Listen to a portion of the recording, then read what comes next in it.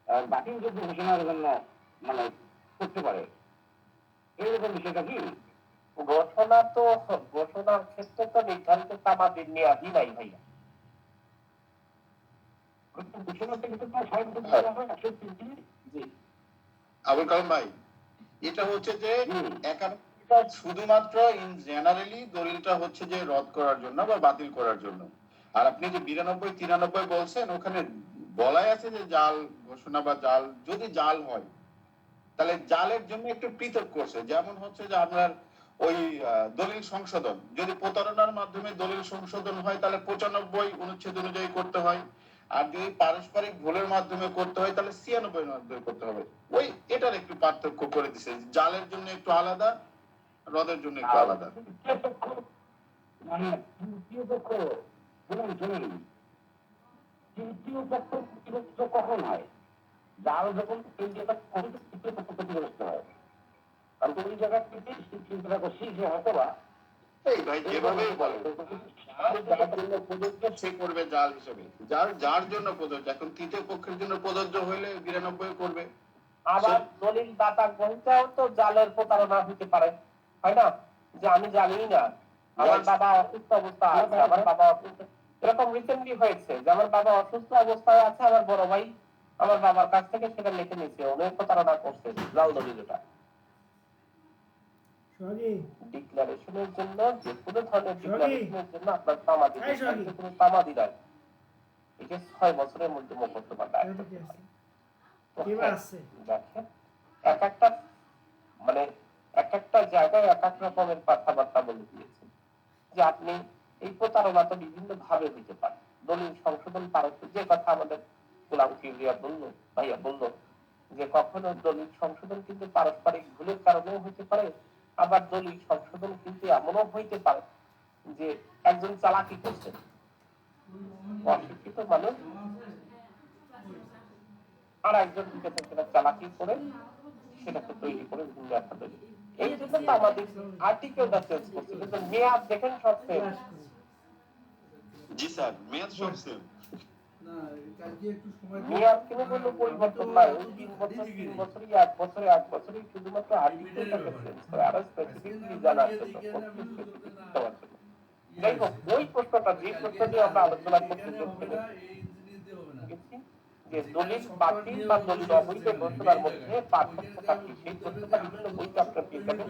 ঘটনা ওই একটাই যে দলিল বা বাতিল যোগ্য আপনি 39 নাম্বার সেকশনে নির্ধারিত সময়ের মধ্যে আপনি মোকদ্দমা দায়ের করবেন, এবং কিন্তু আপনি দলিলের অধিকার প্রভাবিত করেননি বা দলিলের, যদি আপনি দলিলটাকে অবৈধ হিসেবে ঘোষণা করতে চান, আমাদের কোর্টের যে প্র্যাকটিস সাধারণত 3 বছর না পারলে সবসময় কি করে 42 নম্বর সেকশনে চলে যায়, যে দলিলটাকে অবৈধ হিসেবে ঘোষণা করে দেন। এটা হচ্ছে কোর্টের প্র্যাকটিস, যে আপনি যেহেতু সংশোধনের জন্য নির্ধারিত সময় আসতে পারেন নাই, দলিল বাতিলের জন্য নির্ধারিত সময়ের মধ্যে আসতে পারেন নাই, তাহলে আপনি কি করেন 42 নম্বর সেকশনে বাধ্যকর নয় মর্মের ঘোষণা তার উপর থাকে। তাহলে দলিল অবৈধ, জাল বা বাতিল ঘোষণা হলো প্রতিকার, যেখানে দলিল বাতিলকরণ তার আনুষ্ঠানিক প্রতিকার হিসেবে কাজ করে। যে কথা বললাম যে আপনি যদি তামাদি দ্বারা নির্ধারিত সময়ের মধ্যে না করতে পারেন, তাহলে এই ধরনের বিভিন্ন রকম ব্যবস্থা গ্রহণ করা হয়ে থাকে। এখান থেকেও আমাদের প্রবলেমেটিক প্রশ্ন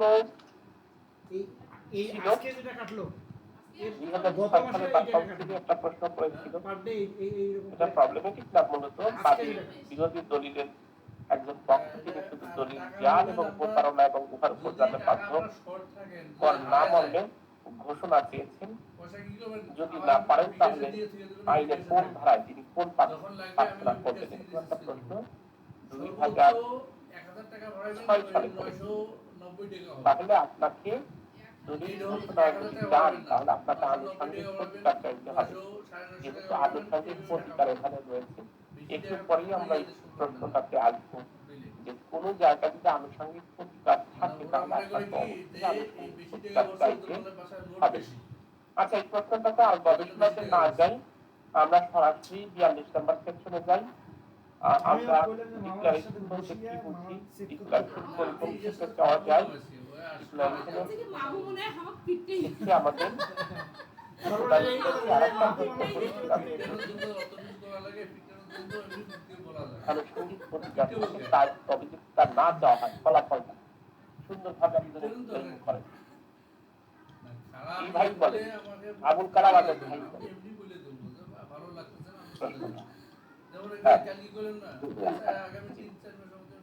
ঘোষণামূলক মামলা সম্বন্ধে বলা আছে দ্য স্পেসিফিক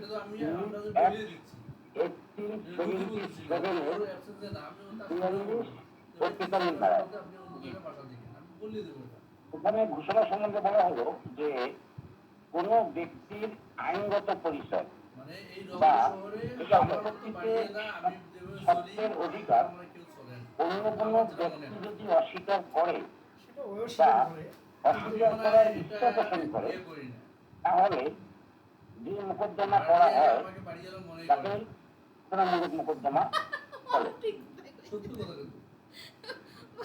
জি, এখন ঘোষণামূলক মোকদ্দমা যদি আমরা দায়ের করতে চাই তার কিছু কন্ডিশন আছে। এই কন্ডিশন গুলো হচ্ছে বাদীর সত্য থাকতে হবে সম্পত্তির উপর, অধিকার থাকতে হবে আইনগত মর্যাদার উপর। এই সত্য ডিক্লারেশন কখনোই করা যায় না যদি টাইটেল না থাকে। ওই 8 নাম্বার সেকশনের মতো বলতে জানেন। আর এই সত্য ও অধিকার আইন থেকে শ্রেষ্ঠ হতে হবে। বিবাদী উক্তরূপ সত্য এবং অধিকারকে অস্বীকার করবে। ঘোষণামূলক মামলার বিষয়বস্তু এই সম্পত্তির সত্য এবং আইনগত অধিকার মানে আইনগত মর্যাদার অধিকার এই দুটার মধ্যেই সীমাবদ্ধ থাকতে হবে। আর আদালত বিবেচনামূলক মামলা দিয়ে এই ঘোষণামূলক মোকদ্দমার সুবিধা দিবে। আর ঘোষণামূলক মোকদ্দমা করার সময় যদি তাদের আনুষঙ্গিক প্রতিকার প্রয়োজন হয় তাহলে অবশ্যই আনুষঙ্গিক প্রতিকার চাইতে হবে। যেমন যখন কোনো ব্যক্তি সত্য ঘোষণার মামলা করবে ওই ব্যক্তির যদি দখলগিরি থাকে মামলা করার সময় তাহলে অবশ্যই তাকে দখল সহ সত্য ঘোষণার মামলা তাছাড়া শুধু সত্য ঘোষণা চাইলে আদালত দিবে না, আর দিলেও কাজ হবে না। বাধ্যযোগ্য হবে, আনুষঙ্গিক প্রতিকার না করলে বাধ্য হবে। আর কাজও পাবে না।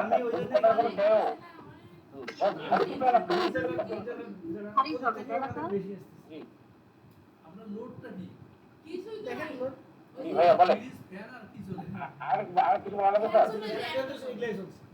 কে মামলা করতে পারে, কখন করতে পারে?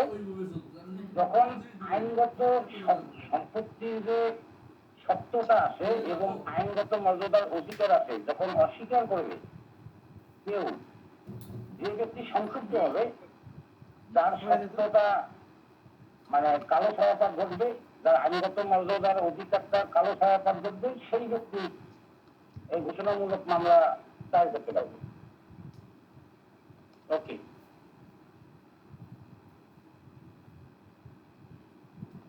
আর কি জানেন এখানে? আর জানা আছে স্যার যে কোন কোন ক্ষেত্রে ঘোষণামূলক মোকদ্দমা হয়, কোন কোন ক্ষেত্রে হয় না।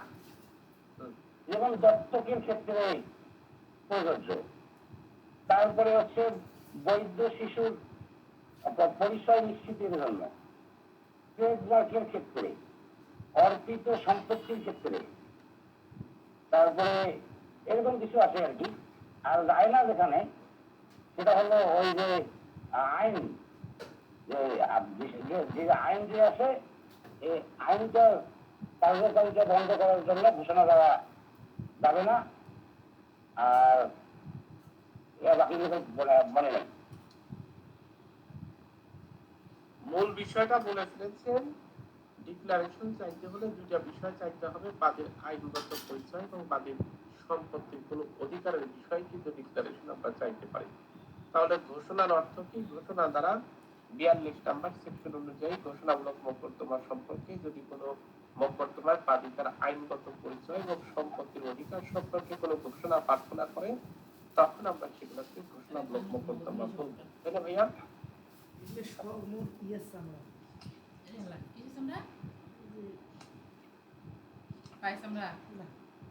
ওকে, ধন্যবাদ ভাইয়া। আরেকজন এইবার প্রশ্ন হচ্ছে এরা বলেন, সোহেব আহমেদ বলেন।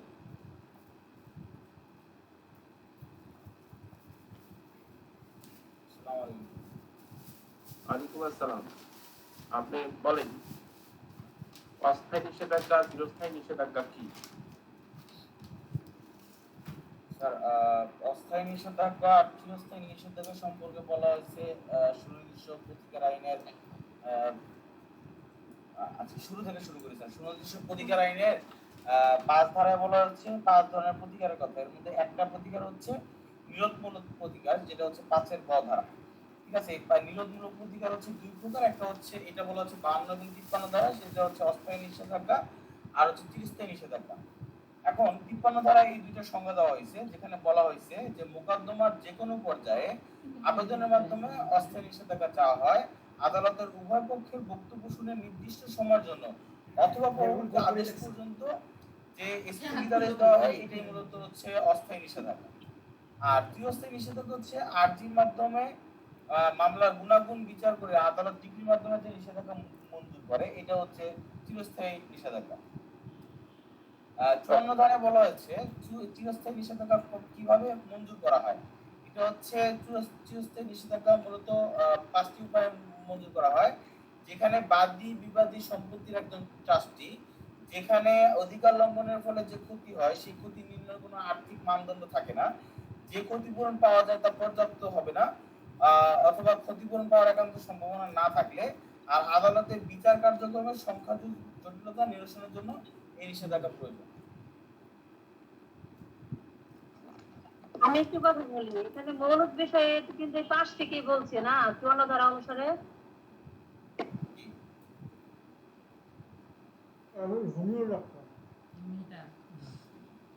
তাহলে চিরস্থায়ী নিষেধাজ্ঞার ক্ষেত্রে যদি প্রশ্নটা এরকম বলেন, চিরস্থায়ী নিষেধাজ্ঞার মৌলিক বিষয়গুলো কি?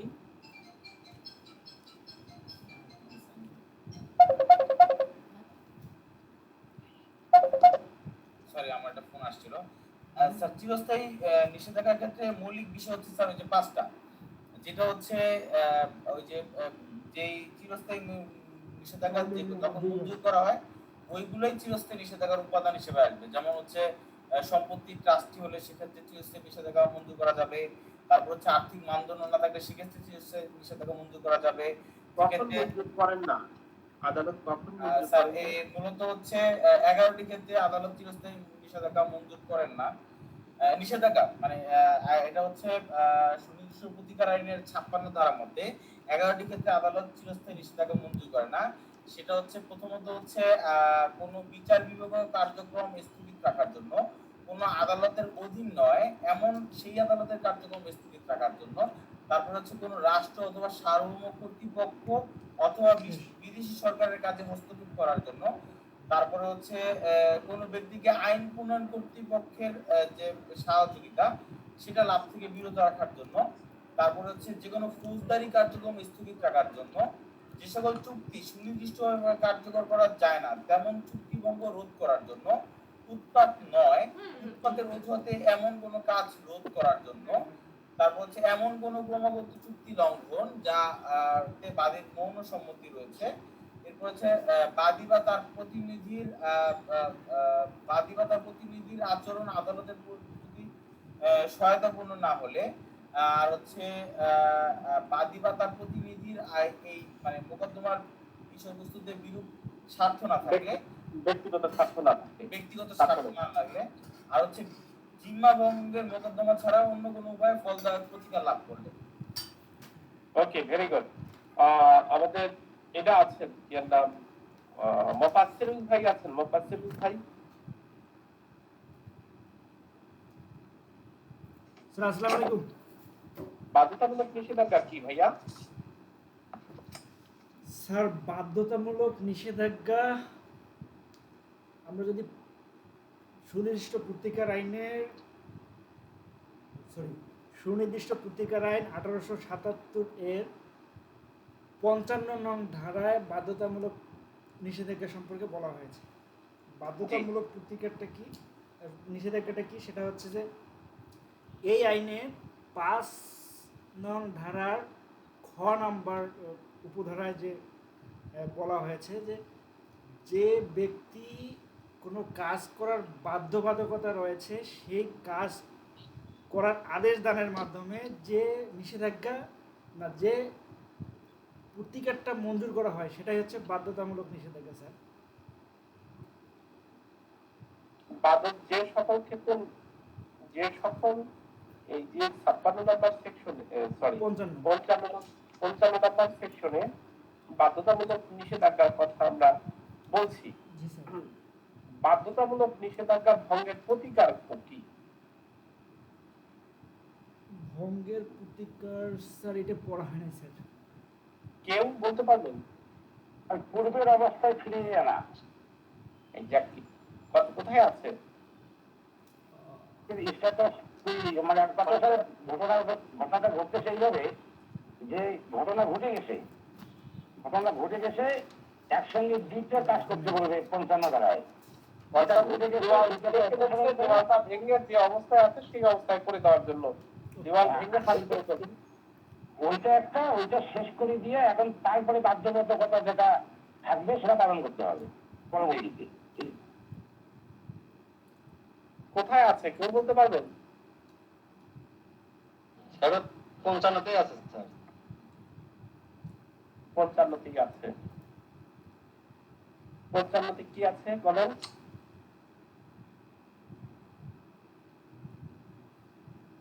স্যার 55টি স্যার ওই যে 3-4 লাইনে ওরা যেটা উল্লেখ করছে স্যার, যখন একটি বাধ্যবাধকতা ভঙ্গ করাকে রোধ করার জন্য আদালত ওই কার্যকে রোধ করার জন্য আদালত হচ্ছে আদেশমূলক একটা অর্ডার দ্বারা সেটাকে বাধ্য করে। তাহলে যখন একটা বাধ্যবাধকতা রোধ করার জন্য দেখা গেল স্যার নিজের জমিতে সে ওয়াল করার অধিকারী, অন্যর জমিতে তো ওয়াল করার অধিকারী না, তাহলে এটা সে বাধ্যবাধকতা যে অন্যর জমির ওয়ালটুকু তাকে ভেঙে দিতে হবে। 55 ধারা স্যার অত ডিটেলস ওরকম কিছু না যে কিভাবে প্রতিকার পাবে, এটা মানে অন্য আইনে কোনো থাকতে পারে স্যার, কিন্তু এখানে একটু আছে যে একটা বাধ্যবাধককে রোধ করার জন্য আদালত যে আদেশ দ্বারা বাধ্য করে ওই ব্যক্তিকে ওই কার্য করতে, ওটাকেই হচ্ছে যে ম্যান্ডেটরি ইনজাংশন বা বাধ্যতামূলক নিষেধাজ্ঞা বলে। এটা আদেশ সূচক স্যার। স্যার আমি যদি আরেকটু সহজ করে একটু চেষ্টা করি স্যার। যে ব্যক্তি যে কাজ করতে বাধ্য আদালত তার ইচ্ছাধীন ক্ষমতা বলে ওই পক্ষকে ওই কাজ করার আদেশ প্রদানের মাধ্যমে যে নিষেধাজ্ঞা প্রদান করে সেটা হচ্ছে বাধ্যতামূলক নিষেধাজ্ঞা। আমি আমার সীমানার বাইরে দেয়াল বর্ধিত করতে পারি না এবং এই দেয়াল আমি ভাঙতে বাধ্য, আদালত আমাকে একটা আদেশ প্রদানের মাধ্যমে এই দেয়াল ভাঙতে বাধ্য করলো, এটাই স্যার বাধ্যতামূলক নিষেধাজ্ঞা। সেটা কোন কিভাবে দিয়ে কিন্তু এটা কি কোনো মামলার মাধ্যমে হয় নাকি স্যার এটা মানে এটা কি নতুন কোনো মামলা দায়ের করতে হয় কিনা যে বাধ্যতামূলক নিষেধাজ্ঞার জন্য একটা মোকদ্দমা দায়ের করতে হবে এরকম কিছু নাকি কোনো মামলাতে চাইতে হয়? স্যার এটা আমার স্পেসিফিকলি এটা এক্সাক্ট লোকেশন কোথায় মেনশন করা আছে আমার মনে নাই, তবে আমার জানার মতে এটা স্যার একটা আলাদা মামলা করতে হয়, খুব সাধারণত 107 ধারা বলে এটাকে স্যার। মামলা করা যায়, আবার একটা মামলার মধ্যে প্রতিকারী আনুষঙ্গিক প্রতিকার হিসেবে যাওয়া যায়। ভাইয়া বাধ্যতামূলক নিষেধাজ্ঞা আলাদা কখনোই কোনো মামলা করা যায় না। এটা অল কাইন্ড অফ অস্থায়ী নিষেধাজ্ঞার মতন একটা মোকদ্দমাতে চাইতে হয়। শুধুমাত্র স্থায়ী নিষেধাজ্ঞার ক্ষেত্রে আপনি পৃথক মোকদ্দমা দায়ের করতে পারবেন। শুধুমাত্র 55 নম্বর সেকশন অনুযায়ী কাউকে কোনো কাজ করতে বাধ্য দেওয়ার জন্য আদালতের কাছে নির্দেশনা চাওয়া হয় দরখাস্তের মাধ্যমে। এপিটিপি টাকার দরখাস্ত দিলে আদালত সেটা বিবেচনা করতেও পারে, নাও করতে পারে।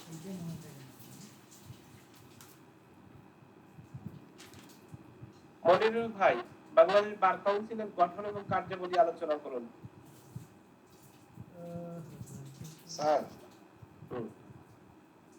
স্যার ওই যে স্যার 42 ধারার স্যার প্রবলেমে স্যার আমার একটু সমস্যা হয়েছিল স্যার, একটু বিষয় জিজ্ঞেস করার ছিল। বলেন বলেন। স্যার এটা ওই এই ধরনের প্রশ্ন স্যার কয়েকবার আসছে।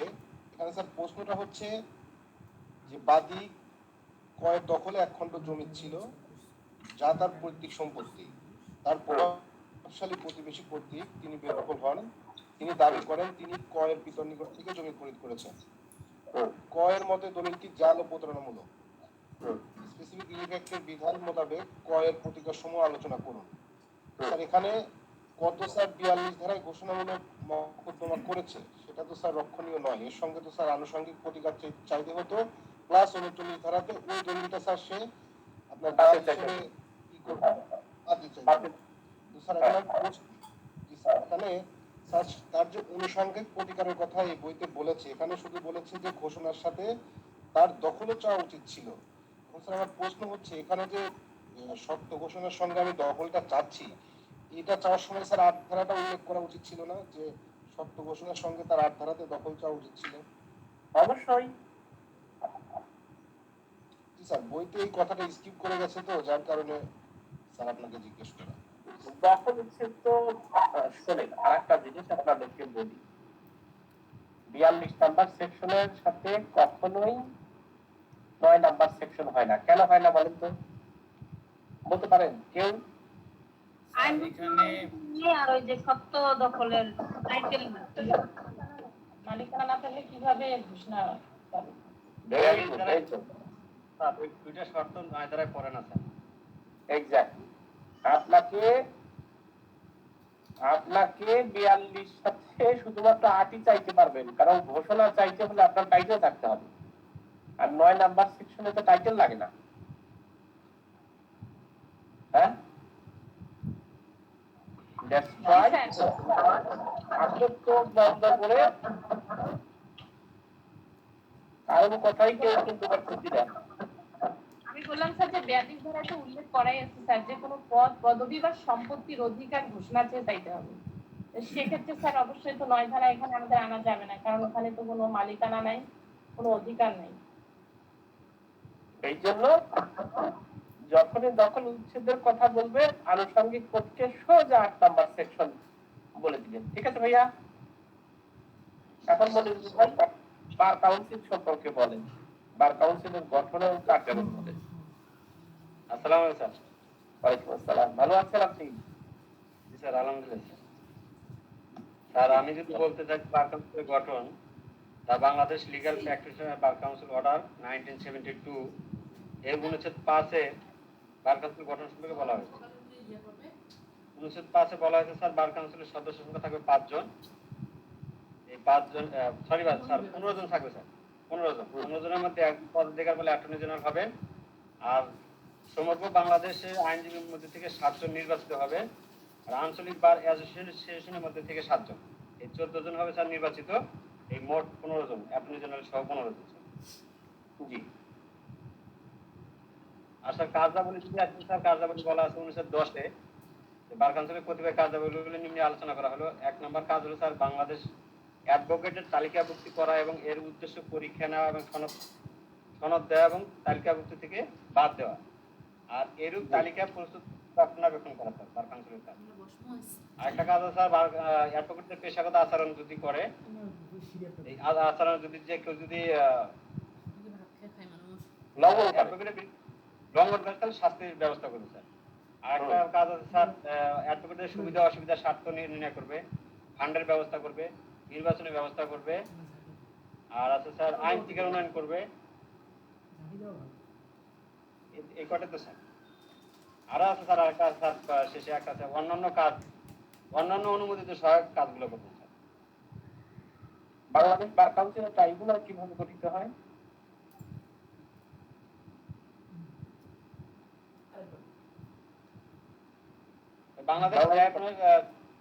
বাংলাদেশ ট্রাইব্যুনাল গঠিত হয় 1933-এর 1 অনুযায়ী। বার কাউন্সিলের সদস্যদের মধ্যে থেকে একজন নির্বাচিত, বাংলাদেশ বার কাউন্সিলের সদস্যদের মধ্যে থেকে নির্বাচিত 2 জন স্যার। আর আইনজীবীদের মধ্যে থেকে একজন নিয়ে ট্রাইব্যুনাল গঠিত হবে। এই তিনজনের মধ্যে যে পড়বেন সেই হবে ট্রাইব্যুনালের চেয়ারম্যান স্যার। সচিব কি হবেন? সচিব তো স্যার একজনই হন স্যার। ওই বাংলাদেশ বার কাউন্সিলের যিনি সচিব, ট্রাইব্যুনালের একজন সচিব। জি স্যার, ওটা 6 পদে সচিব নির্বাচন। না, এটা হচ্ছে 49 49 বিধি। আছে। জি, বাংলাদেশ বার কাউন্সিলের ট্রাইব্যুনালের কি কি ক্ষমতা আছে, সে কি করতে পারে? মানে ট্রাইব্যুনালের কার্যাবলী না স্যার, এটা তো বলা আছে স্যার 32, 33 এবং 35 অনুচ্ছেদে বলা আছে যে আইনজীবীদের আচরণ সংক্রান্ত অনুসন্ধান সম্পর্কে শুনানির জন্য একটি তারিখ নির্ধারণ করবেন এবং সংশ্লিষ্ট আইনজীবী অ্যাটর্নি জেনারেলকে সাক্ষ্য দানের জন্য নোটিশ প্রদান করবেন। 34 নম্বর সেকশন, 34 নম্বর অনুচ্ছেদ অনুযায়ী, তাই না? জি স্যার, জি স্যার। অনুসন্ধান শেষে ট্রাইব্যুনাল অভিযোগটি বাতিল করতে পারবেন এবং শাস্তির ব্যবস্থা করতে পারবেন স্যার। আর অভিযুক্ত আইনজীবীকে তিরস্কার করতে পারবেন, সনদ স্থগিত করতে পারবেন, আইনজীবী সনদ বাতিলও করতে পারবেন, আইন পেশা থেকে অপসারণ করতে পারবেন, স্বামীকে অব্যাহতি দিতে পারেন। কেউ যদি হয়রানিমূলক ভাবে যদি ট্রাইব্যুনালে কেউ যদি অভিযোগ দায়ের করেন তার জরিমানা করতে পারেন 500 টাকা। কোনো ব্যক্তিকে মিথ্যা যদি করেন, তাই না? হাজির হওয়ার জন্য দলিল উপস্থাপনের আদেশ দিতে পারেন, আরো আছে সাক্ষী সমন ইস্যু করতে পারেন। আমাদের বাকি রইল কি?